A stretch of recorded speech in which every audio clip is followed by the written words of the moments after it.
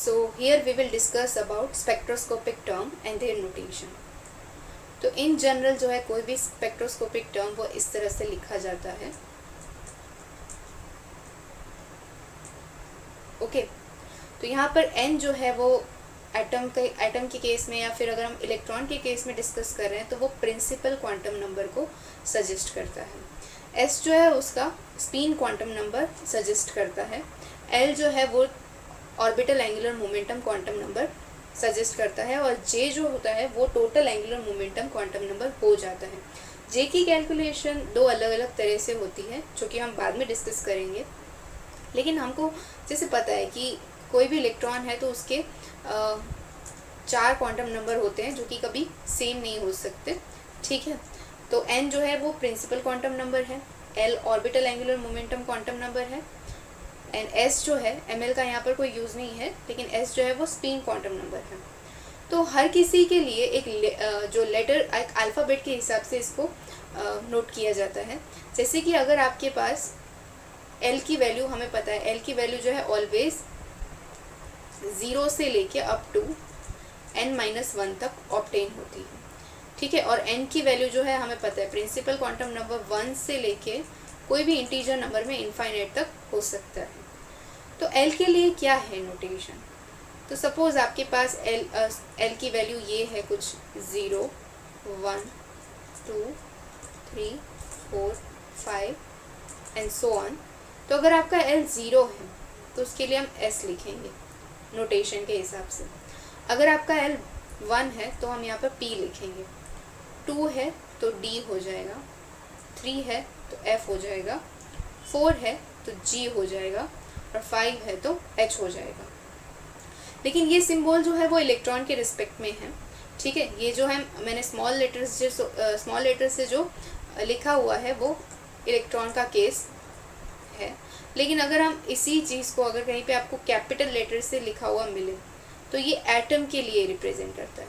अगर आपको S, P, D, F, G कोई भी सिंबल जो है H कैपिटल लेटर्स में देखने को मिलता है तो वो एटम के लिए रिप्रेजेंट करता है. ठीक है, तो ये तो हो गया L के बारे में.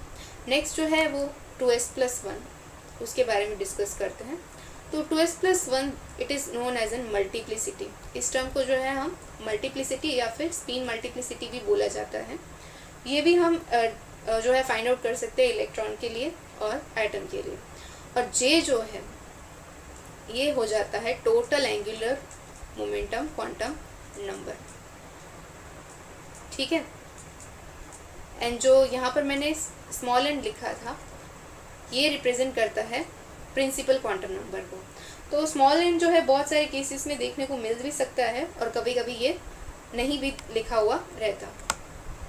तो मान लीजिए कि आपको कोई एक टर्म गिवन है, लेट अस से इट इज़ यहाँ पर 2 है एंड दैट इज़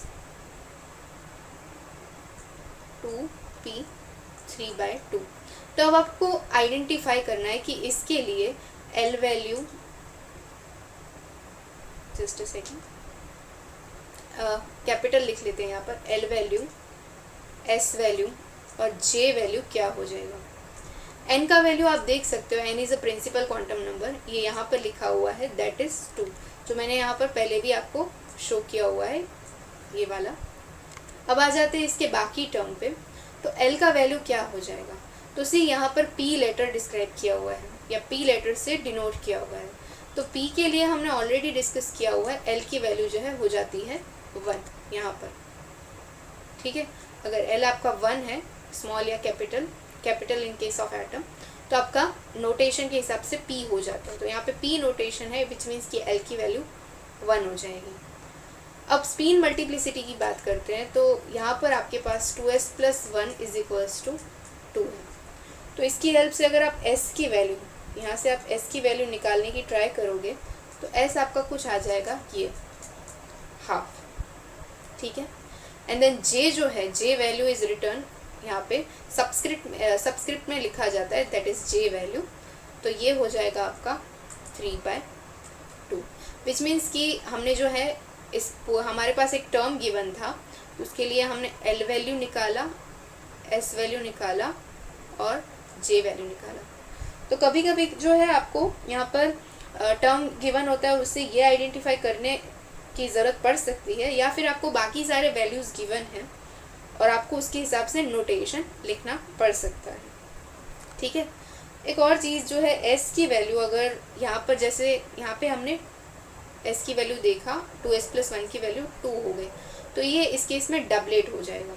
अगर आपका 2s+1 जो है कभी इफ़ इट इज़ 0 तो इसे हम सिंगलेट स्टेट कहते हैं।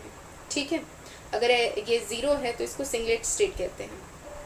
अगर ये 1 हो जाता है तो sorry not in case of 0, अगर ये 1 होगा, ओके नॉट 0 बट 2s+1 अगर आपका 1 हो गया तो इस केस में आप 0 s की वैल्यू कैलकुलेट करोगे तो s विल बी 0, तो ये सिंगलेट स्टेट हो जाएगा। ठीक है, कभी अगर आपका s 1/2 आ जाता है, इसी हिसाब से अगर आपका ये वैल्यू लेटेस्ट से जैसे ऊपर के केस में ही आया था ये 2 है, तो यहाँ पे आपको s ऑब्टेन होता है हाफ, तो ये डबलेट स्टेट बोला जाता है। अगर ये 3 है तो s आपको ऑब्टेन होगा 1, तो ये ट्रिपलेट स्टेट कहा जाता है। सो नाउ आपको कुछ जो है j की वैल्यू गिवन है और l की वैल्यू गिवन है और s की वैल्यू अगर गिवन है तो उसके ऊपर से टर्म कैसे लिखते हैं वो हम यहाँ पे डिस्कस करेंगे। तो let us say we have some value of l then j, और अभी सिंप्लिसिटी के लिए हम s को यहाँ पर हाफ ही कंसीडर कर रहे हैं हर केस के लिए। अब l की वैल्यू हमारे पास जो है फर्स्ट केस वो है 0 और j की वैल्यू हमारे पास है हाफ। ठीक है, और s की वैल्यू भी हमारे पास हाफ है। तो व्हाट विल बी टर्म, हमारे यहाँ पे टर्म क्या हो जाएगा। तो देखिए पहले तो हमें 2s+1 ऑब्टेन करते हैं। अगर इस हिसाब से s को हमने हाफ लेके रखा है तो ये हो जाएगा 2, और जैसा कि हमको पता है l 0 है तो इसको हम s से रिप्रेजेंट करते हैं।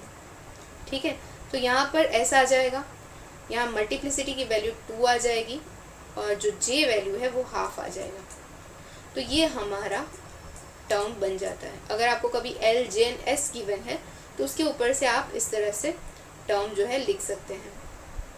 एक और केस भी डिस्कस कर लेते हैं जिसमें कि हम लेटर से l की वैल्यू कंसीडर करते हैं 1, j की वैल्यू कंसीडर करते हैं 3/2 और एक और भी वैल्यू ले लेते हैं 1/2। तो 2 टर्म आपको मिलेंगे इस केस में। s को हमने सेम हाफ ही रखा है, तो यहाँ क्योंकि हमारा l 1 है तो इसको हम p से लिखेंगे, क्योंकि l अगर 1 होता है तो उसके लिए नोटेशन p हो जाता है। s को हमने बाय डिफ़ॉल्ट हाफ लेके रखा है तो 2s+1 हमारा 2 हो जाएगा, और यहाँ पे एक टर्म हमें मिलेगा j 3/2 के लिए एंड सेकेंड टर्म हमें मिलेगा j हाफ के लिए। ठीक है, and there is one more term I am giving you as an homework.